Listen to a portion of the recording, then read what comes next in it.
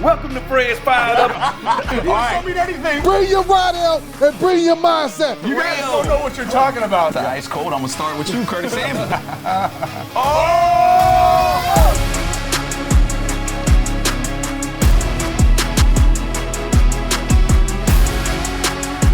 Welcome, Commanders family, into Command Center, presented by SeatGeek, the official primary ticketing partner of the Washington Commanders. Brian Coble Jr. here, Santana Moss, Fred Smoot, Logan Paulson. Now, fellas, week 5 didn't go as we planned.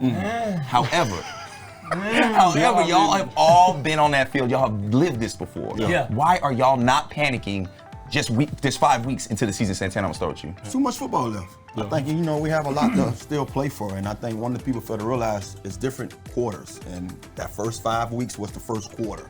So we're not out of it. Now in the second quarter, we have to really go out there and do what we do, but I just feel like it's too much football left. Yeah. Well, what we've seen is some good, some bad, and some ugly. But I don't think we've seen our peak yet. That's why I'm waiting to see that game. I'm waiting to see that game where everything is clicking for us. Like, we just showed two faces right now, the ugly face, and I want to see the pretty face myself. Yeah, I agree with everybody. I think that everyone's got great points. The thing that sticks out to me is, like, as a player, as a coach, you don't have time to be concerned. You don't have time to worry. All you have to think about is the next opponent, the next thing. Yeah. And if you approach that as a fan and say, hey, what's the next thing we got to do? How do we get ready for the next opportunity? It makes it a little bit more straightforward. And I think it kind of simplifies what the players are thinking about. So, what you got there? Oh, thanks, Fred. Oh, man. Two faces. Now, fellas, we want to turn the page on week 5, right? But however, before we do that, I got to ask y'all. Yeah. What's cooler than being cool? Ice cold! What's colder than cold? Ice cold! It's time for Ice Cold Moments, presented by Steam Fitters. Steam Fitters, UA Local 602, provides the highest level HVAC and mechanical piping services. All right, Santana, Mr. Ice Cold. I'm going to start with you, Curtis Samuel. Ice cold, baby. Well, Curtis, man, he's been one of those guys we quietly have start mentioning this guy. He's just been quiet the whole off season. We haven't said much about him, but as you see these games go on, he just getting into his bag Making those slowly, plays, man. slowly but surely. And I think one of the things about him, man, he's a Swiss Army knife. He's a guy that we can use in multiple ways. So it's great to see him being that guy that can go out here and make plays other than Terry McLaurin.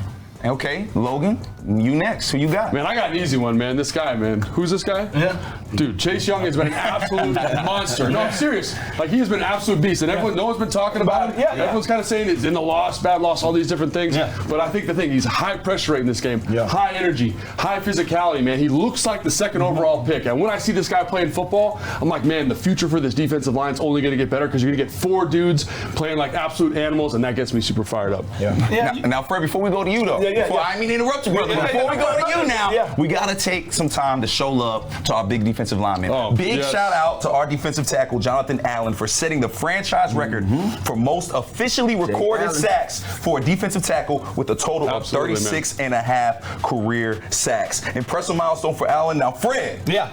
Might as well talk about this defensive line, right? Yeah, most definitely. I'm going to start with Allen. To the native son.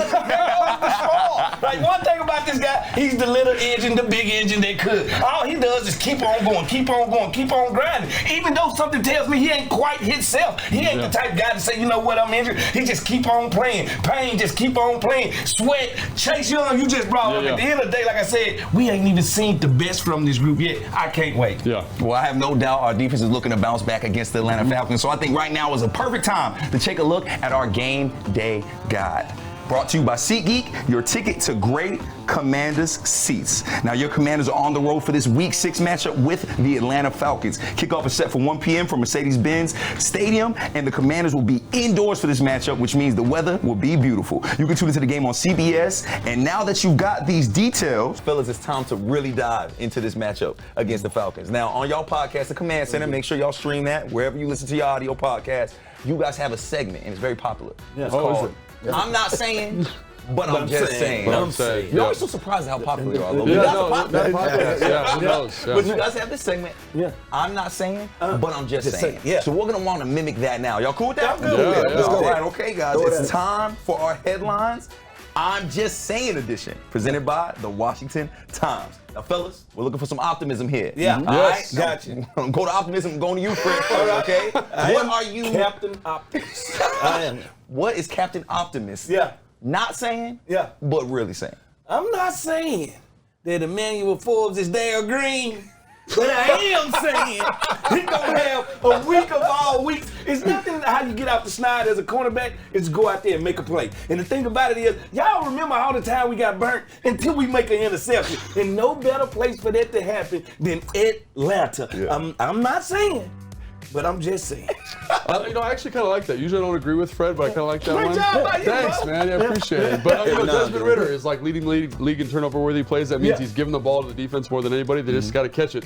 Hopefully your boy can catch it, right? Yeah, especially against Drake London, tall guys. Tall I think guy. he's gonna match up better against tall guys like I used to. He's so small. He can't Well, match he up. ain't small. He's He's tall. really small, man. He's skinny. It's a Like difference. Just a little Yeah. thing. Just thin, that's all. And I'm not saying, I'm just saying, or whatever the heck that saying is, Yeah. that B-Rob's going to rush for over 100 yards this game. All And right, so all the right, reason all I say that, he's been a little bit quiet, right? Yeah. But as we just saw in film, like this team, this Atlanta Falcons team, they run a lot of two-man. Yeah. That means two safeties. That means they're down in terms of people that are in the run defense in terms Yeah. of the box. So if we can get hats on hats and just be productive and be physical, make sure we get guys covered up, the guy that's got to make the tackle is literally 12 yards off the ball. Yeah. And I like our odds against B-Rob running downhill against that group. If we spread them out a little bit, getting four wides, do some of that stuff, they get a little loose. So I think this is a good opportunity to say, hey man, let's slow this game down. Let's give the ball to B-Rob and let him do what he does best, be And the super one thing physical. about two man, the cornerbacks, our back is to the quarterback, That's right. our back is to the running back. So yeah, But you it's not run like and- you're gonna do anything anyway, man. You know how to tackle. Come on. Listen, when I used to spin around and they used to see me, I seen people start crying. Like at the end of the day, you know, as a DB, when you're in two man, if you turn around, sometimes it's some surprises behind you. Yeah, that's true. A pair of lips will tell you. I'm not saying, but I'm saying the team that we saw in Philly is closer. We're closer to that team than when we saw last Thursday. Yeah. I mean, honestly, I feel like our team, this past week, they was sleepwalking out there on Thursday yeah, night. I agree. And you know how we played those games. Yeah, Those we quick had them turnaround games. And one of the things you want to do as a coaching staff, you want to be able to say, I have enough leaders on this team where I don't have to put them in pads every day. Yeah. We saw those guys have those luxury days where they was out there, just helmets on, doing walk-through motions. Yeah. And I think it kind of hurt them going into that game Thursday because you don't have enough older guys that know how to take on that kind of, leadership, saying that, hey, I'm giving you this role that, hey, you don't have to practice, but I need you to go out there and be productive Thursday so I can give this to you more often. I think our team, dropped the ball when it came time to it on Thursday. So I'm saying that our team is closer to that Philly team that we saw. There we go. I like that one. That's a good. Very optimistic right there. I can see You that. don't agree with that? I say it is because at the end of the But day, you said it's optimistic like you were well, surprised. put like this, I felt like against the Bears, that's our worst. That's what- I know, but that's what he's saying. That's what he's saying. And I felt like, but I don't feel like Philly was our best. I right. feel like we That's haven't very seen optimistic. our best Yeah, yet. we haven't seen Captain our Optimism. Yeah. But that's why I said that we're closer to that team that Yeah. I saw in Philly because, we just haven't played Yeah. together A complete for a game. whole 60 minutes. Yeah. Yep. And I feel like I got to just watch the Command Center podcast live right now. Now, I'm not saying that the Commanders have the best podcast network in the NFL, but I am saying we got the best podcast in the NFL. So let's talk about that a little bit. We have the Command Center podcast, which is Wednesday and Friday. That's hosted by Fred Smoot, Santana Moss, and Logan. Logan, talk about it. Yeah, I mean, we do a great job on that show. It's so super fun doing that with you guys. We do a preview pod, review pod on Yeah, I was gonna Wednesday. say, yeah. And we do a preview pod. And this week we're doing pumpkins or something. Yeah, we're gonna have a taste test. Taste test, of that's pumpkin right, that's pie right. Versus Oh, sweet Lord. potato pie. Well, that sounds like a lot of fun. We also have the Players Club podcast yeah. with London Fletcher and my boy Santana Moss. Santana, talk to us about that. Always a blast with London. I think this week we got B-Rob. Oh, there we go. Oh, That's all right, fun. all right. Yes. B-Rob. And then speaking of B-Rob, he has been on the Next Man Up podcast, which is a new podcast that we're bringing to you where we talk a little more, less X and O's, a little more about the man behind the helmet. And last but not least, we got the Get Loud Don't podcast. come on. With Michael Jenkins and Fred Smoot doing what he does Talk about best. pumpkins. No. This week we really got down to some nitty-gritty. I did some hard reporting. I found Bubbles Jackson, Bubby the Monkey. You know who I'm talking about? Michael Jackson, old monkey. He's 40 years old. He's retired, living in Florida. So is his last name Jackson? Bubbles Jackson, and he enjoys painting while listening to flute music. It goes down. And you know what? Fred knows how to get loud, but another thing Fred knows how to do is be fired up. Fred, it's all you, baby. Oh, we gonna get fired up. Time for Fred Fired Up, presented by FanDuel. Make every moment more with FanDuel, the official sportsbook partner of the Washington Commanders. Welcome to Fred Fired Up, and we live from the kitchen. The first thing we're gonna burn is the film from last week. The next thing we're gonna get, listen, deep fried Falcons. We dropped that in the grease back there. And we're going to have a couple of mashed offensive linemen that need to be the Falcons offensive linemen. But don't you forget to sprinkle in just a little bit of that Terry Fish Fillet McLaurin. We're going to be fired up this week, baby. It don't stop. Live from the kitchen. I'm headed over to Fred's if he's cooking up that winning recipe. You heard Fred mention Terry McLaurin is a key ingredient to a Commanders dub. But let's dive into all of these Commanders weapons. As you can see, Terry McLaurin is leading the pack and Curtis Samuel is not far behind. And take a look at Jahan Dotson. He led us in touchdowns last year.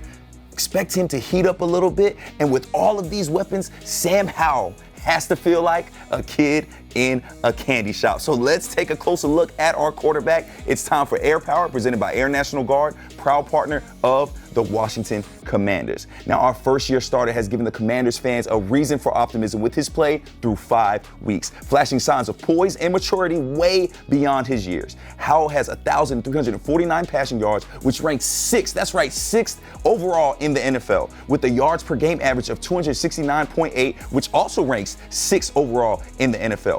And he spreads the wealth, collecting with 11 different receivers throughout the season. All of those weapons would have any quarterback licking their chops. And speaking of chops, let's send it over to London and B. Mitch, who are out at DC Prime. It's Chopping It Up, presented by DC Prime, Loudoun's premier steakhouse. For dinner reservations or private dining, call 703-840-2099. The best teammates that I played with, best players that I played with in Washington, Sean Taylor. That dog, man, Sean Taylor, and I think God rest his soul. Please tell his story, because people think because of the media stuff, Sean was here. But Ray Brown always told me about Sean. That dude was special. Oh, special. Yes. I played currently ex-teammates that I played in the Hall of Fame, that I played with that are in the Hall of Fame. I think it's like maybe 5 or 6 guys that I played with, and I know what a Hall of Famer looks like. Yeah. Sean Taylor looked like a Hall of Famer. Yeah. I only played 8 games with him, and I say this in the media when one of the reasons they brought me here, they would say, hey, we need more leadership on this team, and I get here, and I'm seeing Sean and how he's handling himself and how he's leading. I'm like, man, y'all already had a leader. Like, Sean, you got a leader. Y'all didn't need me, but man, you know what it is? Good. People think a leader is always a yeller. Yeah, exactly. Some leaders are just guys who just do it the right way all the damn time. And man, just his talent to be 6'3", to be able to do what he can do on the football field. He's a linebacker, dog. His instincts, his football acumen, and all the other things he's able to do, just tremendous mind. Big shout out to our friends at DC Prime for letting some Washington legends chop it up. Speaking of Washington legends, I'm with 2 right now, and this is at least 1 anyway, right? 2. I am here with the Command Center game day coverage. Now, myself, Brian Mitchell, and Santana Moss, we give you everything you need to know pre-game leading into your Commanders matchup. That'll be at noon this Sunday. Santana, take it away, bro. What we be doing up there? B is always a good time. Join me and B Mitch each and every pregame, man. Each and every pregame, and you can find that on YouTube, X, and Facebook. But listen, don't go nowhere after the game, because post-game is me, B. Mitch, and Logan Paulson. Logan, man, what they can expect for that post-game show. Right after the game, we get to break it down. We get B. Mitch at his highest, right? Yeah. B. Mitch most fired up, and we get to kind of talk through all the X's and O's, so make sure you check it out. It's time for your Field Bass, presented by FedEx, where now meets next. Now let's check it out in the film room. All right, guys, let's get into this Atlanta film breakdown. Now, we're talking about the defense, and one of the things that jumped out at me right away when we were watching this Houston game is, Fred, this is an unusual position for the defense to be in. I mean, we got 9 guys, eight guys right down there, and then there's 2 guys back here. What do you think this coverage is, Fred? It's 2 man. So the defensive coordinator for the Falcons comes from New Orleans. They ran 40% 2-man last year. Now, they don't do it all the time. They change it up a little bit. They're not going to see this every single play, but they like this a lot. So what does it do for them, Fred? It protects the cornerbacks. Let them play under the receiver with 2 guys over top. Stop them from getting beat deep. Yes. That's the main thing about 2-man. Yeah, the other thing it does is, like in this front, so the other thing, when you're getting this 2-man structures, it usually makes you really susceptible to running the football, right? Because you got 2 guys deep, and usually if you're trying to stop the run, one of these guys will be up near the line of scrimmage, right? Kind of to fit this run. So what Houston does here, which I like, is they do a good job getting the fullback on the one backer, and they're creating space, and then they get into this run. So I do think we talked about B-Rob being able to run the football. When I see these fronts, now they're in a kind of unusual front. They're in this 55 front here with these guys over here, and look at all the gaps. They're all spaced out, right? There's gaps closed, gaps closed, gaps closed, closed. This linebacker's got this gap right here. So it's all closed up. But if you get one guy out of a gap in this look, it looks crazy like there's a lot of guys here. There's big plays to be had. So coverage in the back end, we know what the coverage is. Two-man, right? And then if you get this right here, and we get hats on hats, which they do here. They do a great job here. Create a little bit of movement. There's big space. Look at these. Look at this space once you get to the second level. Yeah, right? That gets you fired up, right, Tanner? Because they have no second level. That's right. right. Think about it. You commit everybody to the front or either to the back. Your second level is gone with your linebacker. And so one of the things you look at is not everyone plays two-man like this. They are hyper-aggressive in terms of pressing up, right? So that's one way, right? Houston chose, let's pack them in. Let's get them nice and tight. Let's make it challenging. To run the football and be really hyper-aggressive.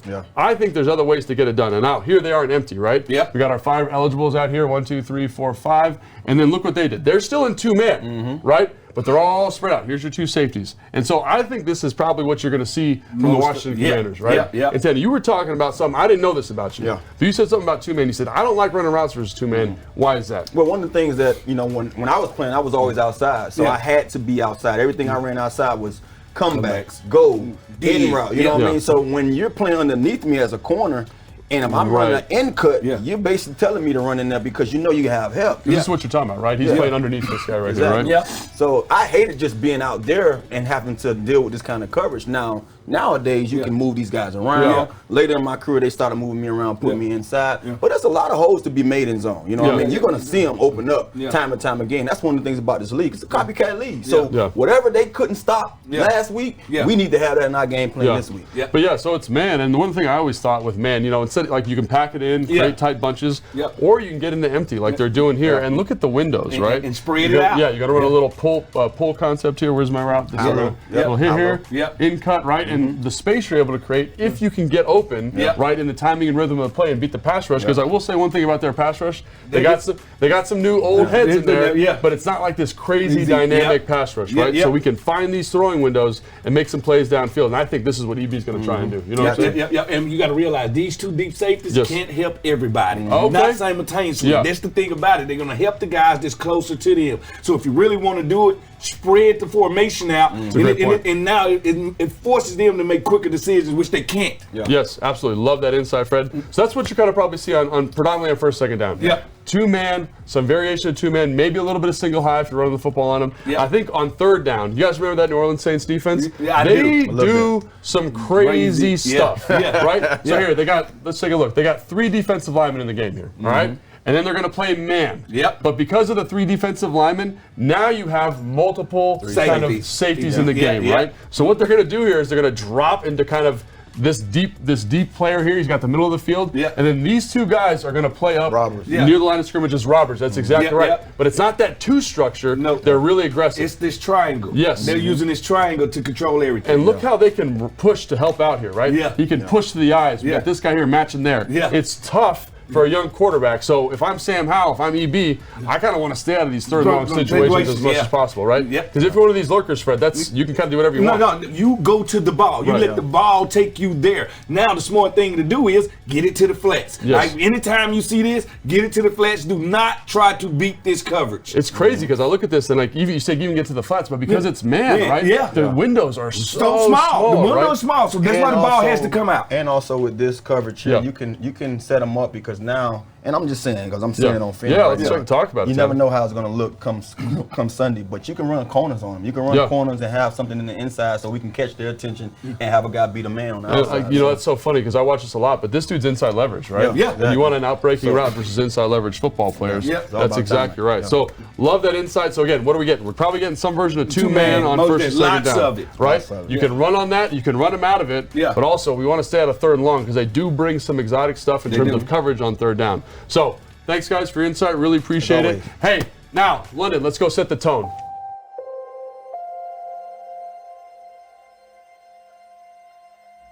As we get ready to take on the Atlanta Falcons in Atlanta, my tone setters for this game has to be the defense. Right now, you're under attack. Everybody's saying how you're not playing up to expectations. Well, I want you to come in there with two things when you go into Atlanta. bring your Rydell, and bring your mindset. We going into the dome to take over the Falcons. You know they're going to try to run the ball against them. Stop that run game. And then put them in third and longs and get after the quarterback. Defensive back, they're going to try to attack you with those double moves. Show them that you're ready for that. Show them who we are. Show them what the Commanders bring to the table.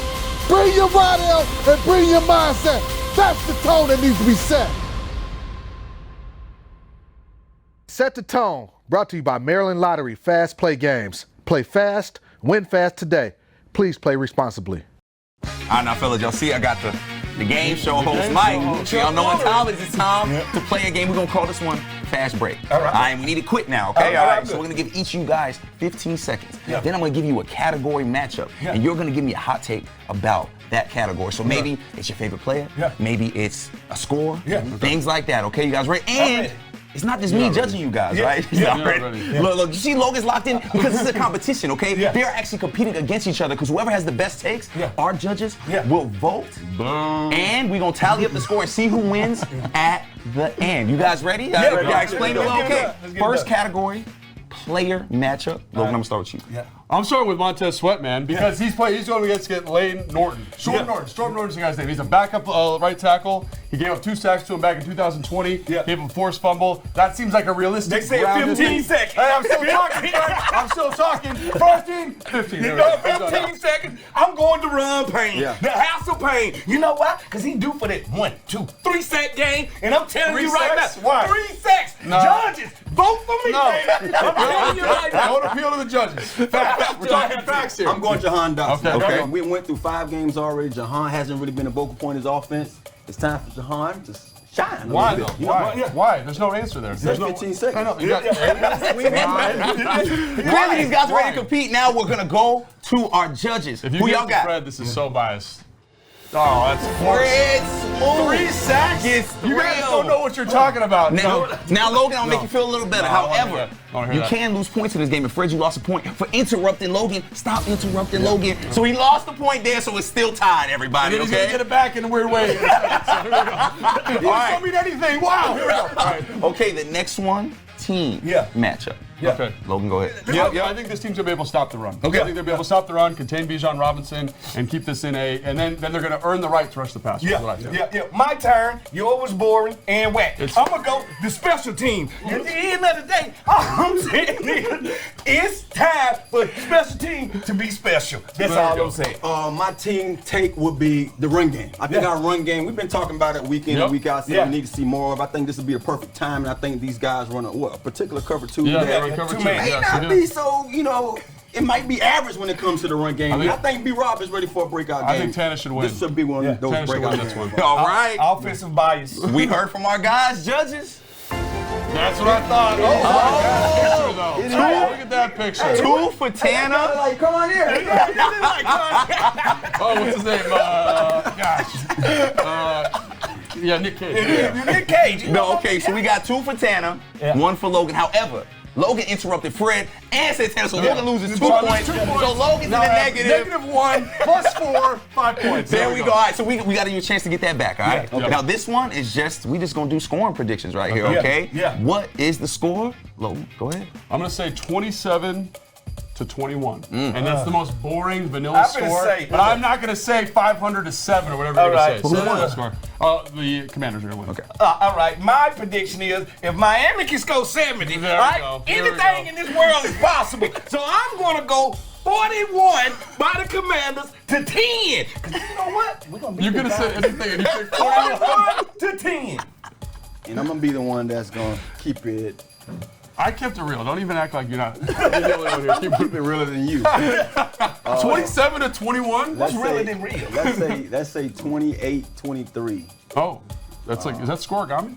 Yeah. Oh, y'all so serious. I don't have to tell. I don't have to say it's going to be us as the winner. I'm just going to say 28-23 and y'all decide who's going to win. All right. Judges, last one. Who wins the game? The late switcher. Hey, first of all, what happened to the other one? The other Logan. Look at that beard. Look at that beard. No, it's another Logan. Hey, put it up there. All All right, so Logan, I think you ended up with 1 point. Yeah. Craig, you ended up with 0. Santana, I think you ended up with like 3 or 4. You kept interrupting Santa, me. yeah. So I think you just kept losing. So I think Santana Moss is our winner of Fast Break. Thanks for playing with us, fellas. I mean, hot ales. Oh, is that the show? Tonight, Dad came with. He didn't want his little sweet potato to be here without him. But now, he really wishes she was here without him. Next time, he'll just let her roll with her new entourage. And he'll only trust SeatGeek with the tickets. Because when she finds her happy place, he can find his way back to the car. The ticketing app trusted by fans. SeatGeek, so fans can fan.